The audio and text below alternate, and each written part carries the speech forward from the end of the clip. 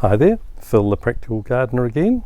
This particular topic is about growing fruit trees as a landscaping feature within your ornamental gardens. There are actually a range of benefits in doing this. For example, the flowers that you have in your flower garden will encourage beneficial predators and parasitoids that will tend to reduce the attacks of problem insects, pests within your fruit trees. I'm going to be looking at this from 3 points of view. First of all, as an ornamental feature. Secondly, as a means of providing shade within your garden.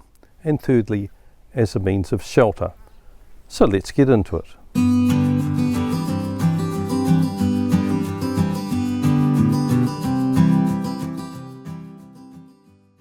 First of all, we'll look at fruit trees as an ornamental feature or a landscaping feature within your garden, just as I've done here. So this is actually an ornamental part of my garden. I've got these citrus trees. They're a wonderful thing to have within your garden. They have beautiful shiny leaves, they have attractive flowers with a delicious scent in spring, and of course the fruit themselves, such as on these mandarin trees, are really gorgeous, and they will last on the tree for some months if you wish. I do have here 2 mandarin trees, also an orange tree. They're actually the same age. So oranges and lemons and particularly grapefruit will actually grow quite a lot bigger than a mandarin. And a mandarin is something that is particularly suitable as a landscaping feature. I'm showing here a picture of a garden in the Hamilton Gardens in New Zealand, which has got oranges growing in pots as a feature within an Italian garden or an Italian themed garden. They're also suitable for a range of others, such as Spanish or Japanese or Chinese or Mediterranean gardens, Californian for example, very suitable to a range of landscaping theme types. If you are going to put fruit trees within your decorative areas, you do have to plan for it quite carefully. An example is here for my lemon tree, which is actually just along there slightly. I did actually plant some quite aggressive perennial plants underneath it, and they actually removed too much of the nutrients from the citrus trees. So I had a problem with nitrogen and magnesium deficiency with that. The reason is that citrus has actually got a fibrous, shallow rooting system which actually needs to feed close within the perimeter of the drip line of the plants.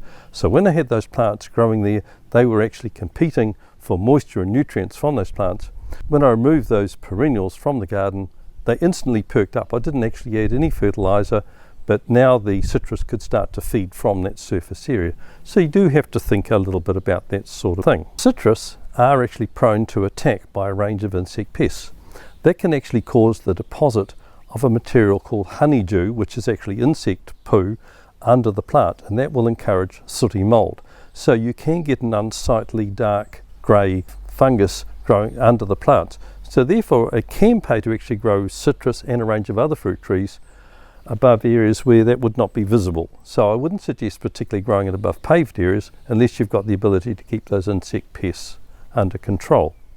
Also, in my environment here, which is quite a windy one, citrus won't fruit well if it's exposed to wind chill. That is the chilling effect of wind blowing directly on them. So in my situation, I have to have them up against this fence, which actually provides shelter and reflected sunlight onto them. However, recently I was in Spain and I noticed that they could grow them actually as a shelter plant that is exposed to the full breeze because they have a climate that was actually more beneficial for citrus growing. Now you'll also notice behind me that there is this grapevine. It's now autumn here, and so it is starting to look a bit ratty, but it is actually a beautiful plant to have in my garden. I have grown it on the spur method of training, and I do suggest you look at my tip that I've already produced on growing grapes in the garden to use this particular style. If you don't maintain the grapes well, they will get out of hand.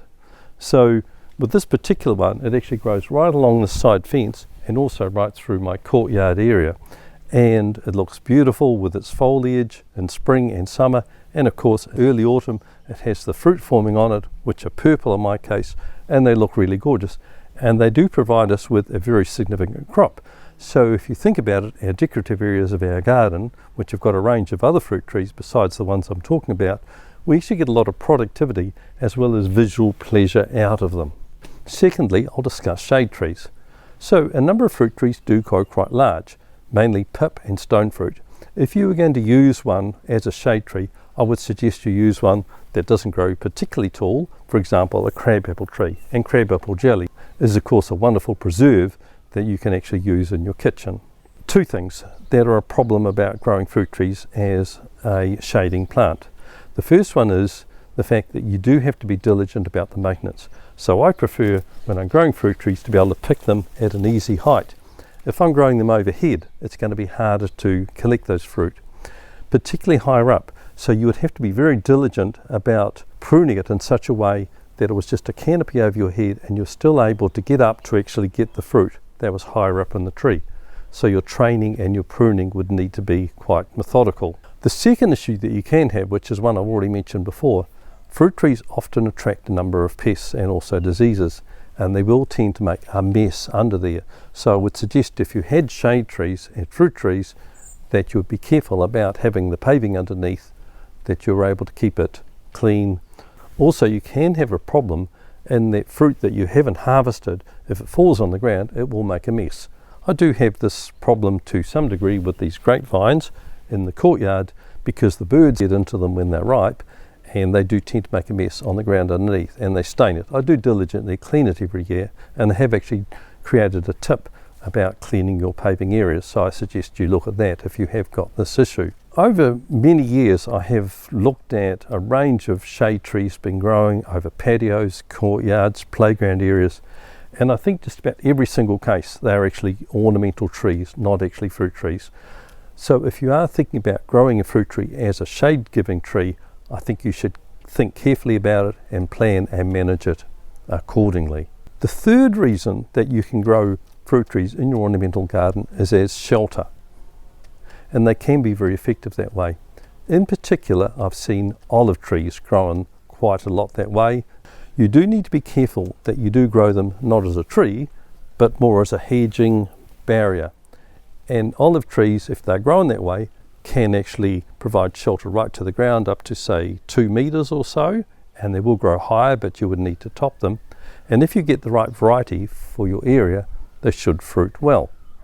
Now in our area, which is here in New Zealand, we do have feijoa trees, and they are very, very suitable as a shelter tree also, and they don't actually grow all that large. I do notice in other countries they don't tend to grow feijoa trees, but they're a wonderful crop. We use them a lot in New Zealand, and we use them in cooking and eat them fresh. They're one of our favourite fruits, and they're very easy to grow. So if you are in a low frost area, because they will only tolerate a low degree of frost, then it would be something that you might want to think about if they're available in your area. Hazelnuts would be another possibility as a shelter plant. I'd be a little bit cautious about hazels because they do grow quite large, about 3 or 4 meters. So you need to be pretty diligent about the pruning of them. So those are the 3 pathways that you could use to think about fruit trees in your garden. I am starting to produce a range of different tips about aspects about growing fruit trees in the garden. First of all, I produced one about the different criteria that you would use when you chose the fruit trees for your garden, such as the amount of sun and shelter and frost, the type of soil that you might have. I'm also producing them about pruning and training, the best angle to train your tree to get the maximum cropping off it, dwarfing forms of trees, etc. So I do suggest that you subscribe to my channel or look at my playlist on fruit trees to be able to watch these to get a picture of the full range of issues about growing fruit trees in your domestic garden. I'm also starting to produce them on different types of fruit trees, such as apples and stone fruit and grapes, which I've already produced. Also, if you're interested in other aspects about gardening, such as landscape or vegetable growing or flowers, again, I suggest you look at my playlist, because I've nearly produced 100 tips now on different aspects of landscaping and gardening. So you should be able to find quite a range of areas of advice that might be useful to you. If you've got comments about your experiences about growing fruit trees in your garden, I'd be interested in you sharing them in the comments section below, because I do monitor these and I do find them very interesting. I reply. I'm interested in what people say about the experiences they've had. Also, don't forget to subscribe and like this tip if you haven't done so. And of course, as always, thanks very much for watching this through to the end.